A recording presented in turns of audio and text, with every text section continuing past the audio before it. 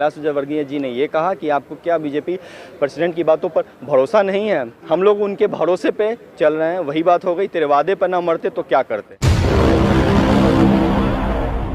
तो मैं प्रधानमंत्री जी से पूछना चाहता हूं कि पहले भी ऐसा हुआ है कि अटेम्प्ट मिला है? क्या छात्रों के लिए कोरोना महामारी नहीं था? क्या हमें अटेम्प्ट नहीं मिलना चाहिए? सुप्रीम कोर्ट ये कहता है, गाइडलाइन जारी करता है कि बच्चों के प्रति लीनियंट व्यू अपनाना चाहिए।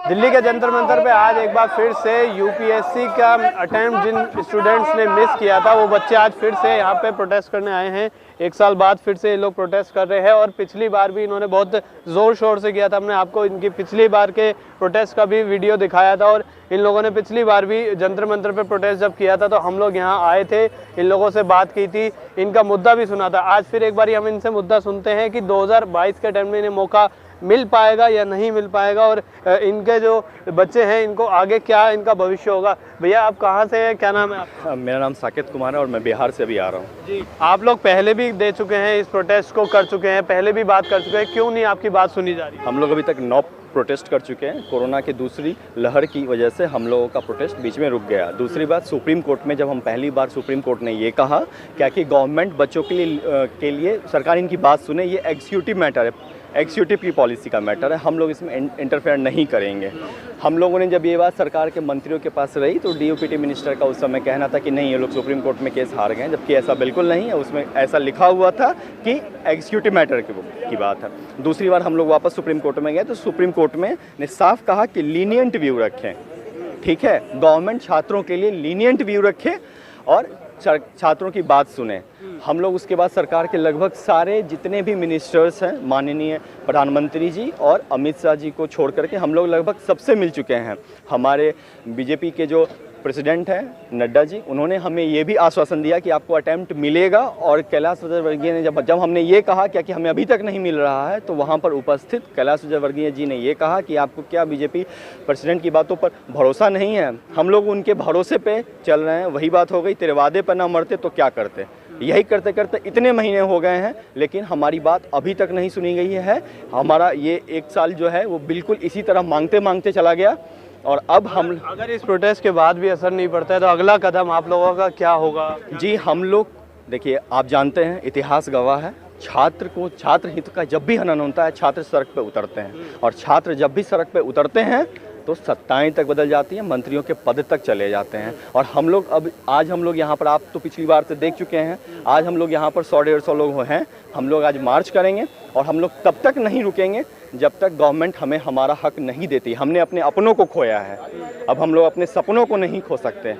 तो देखिए, बहुत बड़ी बात कह रहे हैं कि हमने अपने अपनों को खोया है, सपनों को नहीं खो सकते। बहुत से लोग हैं। भैया आप माइक संभाले हुए हैं, बताएं क्या मैटर है, क्या आप लोग मांग है? हमारा बस ये कहना है कि जब कोरोना महामारी पूरे विश्व में फैला, सरकार ने किसानों को मदद किया, उसके लिए पैकेज लाया, रेडी वालों को मदद हुआ, ठेला वालों को मदद हुआ, एमएसएमई को मदद हुआ। प्रधानमंत्री जी ने सबके साथ न्याय किया है पर स्टूडेंट के साथ न्याय नहीं किया गया है।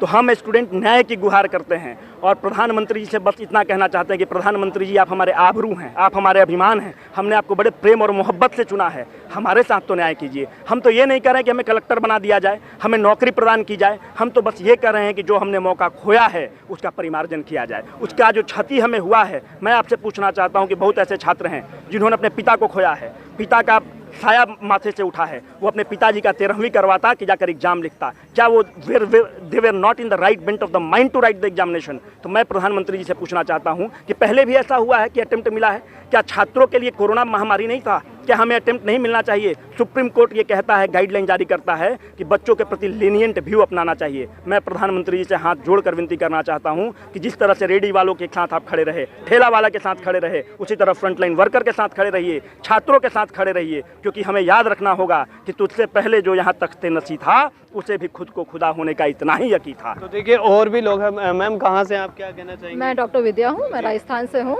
जैसे कि सबको पता है कोरोना महाकाल में क्या क्या देश का हालत हुई थी। मेरे जैसे कई छात्र थे जो जो डॉक्टर्स थे, नर्सेज थे, हम सारे लोगों ने मार्च में जब कोरोना महामारी हमारे देश में, हमने सिर्फ एक ही चीज़ सोची कि हमें देश की सेवा करनी है। अगर आप लोगों की मांग नहीं मानी जाएगी तो क्या करेंगे आप लोग, क्योंकि अटेम्प्ट तो आप लोगों ने निकल चुके सर, हमने देश की इतनी सेवा की है, हमें देश से न्याय की अपेक्षा है। डॉक्टर्स यदि चाहें तो पूरा देश की व्यवस्था भंग कर सकते हैं, पर हम ऐसा नहीं करना चाहते। ना ही हमने ऐसे महामारी के टाइम पे किया। हमने दिन रात बैठ के सिर्फ कोरोना मरीजों की सेवा की है। हम चाहते हैं वही हम कंटिन्यू रखें। ये हमारा अधिकार है, ये हमारा हक है। जो हमारे साथ इनजस्टिस हुआ है उसको जस्टिस में उन्हें बदलना ही चाहिए। सारे frontline workers, police personnels, nurses, यहाँ पे कोविड से अफेक्टेड छात्र, उन सभी को ये न्याय मिलना चाहिए। सरकार आप लोगों की बात सुनेगी, आप लोगों को लगता है? पूरी की पूरी उम्मीद है कि सरकार बात सुनेगी। उम्मीद है सरकार बात सुनेगी। जी भैया, क्या कहना चाहेंगे? सरकार सुनेगी आप लोगों की बात? सर, ये आपने बहुत अच्छा क्वेश्चन पूछा है। ये अभी एग्ज़ाम हम देने जाते हैं तो आप तो ऐसे पूछ रहे हैं कि ये एग्ज़ाम में पास हो जाएंगे। फर्स्ट ऑफ ऑल हम अपनी तरफ से कोशिश करें। सुनना अलग चीज़ है, सुन के उसे दिमाग में कोशिश तो आप लोगों की 1.5 साल से जारी है ना, वो नहीं मान रही, तो अब अभी सुनेगी आप लोगों को लगता है? कोशिश कर रहे हैं कि सुने, और वी आर वेरी होपफुल कि सुने। हमने पहले भी आप लोगों की खबर दिखाई है, पहले भी आप लोगों को दिखाया। आप लोगों की अभी तक जब असर नहीं पड़ रहा है तो कैसे सरकार सुनेगी? सर, बहुत सारे मिनिस्टर्स और बहुत सारे पॉलिटिशियन फेवरेबल रिप्लाई दे चुके हैं कि हम आप इस फेवर में कंसिडर कर रहे हैं। सुप्रीम कोर्ट ने भी यूपीएससी को बोला है कि बच्चों के इस मैटर के प्रति आप लीनियंट रहें, तो अभी उनका भी डिसीजन आना पेंडिंग है। तो वी आर वेरी होपफुल। तो देख सकते हैं आप जिस तरीके से इन सभी ने बताया है, और साफ तौर पर कह रहे हैं कि सरकार को लीनियंट होना पड़ेगा। सुप्रीम कोर्ट भी ये कह रहा है, लेकिन नेताओं की सिर्फ वादा खिलाफी से कुछ नहीं होगा, वादे पूरे करने से होगा। और उन वादों के लिए ये लोग आज यहाँ प्रोटेस्ट कर रहे हैं, नारेबाजी कर रहे हैं, लगातार जोर शोर से हंगामा है इनका। क्योंकि इन्हें चाहिए अटेम्प्ट, इनको एक और दिया जाए। कैमरा पर्सन चरण के साथ पवन कुमार जुनेजा, दिल्ली।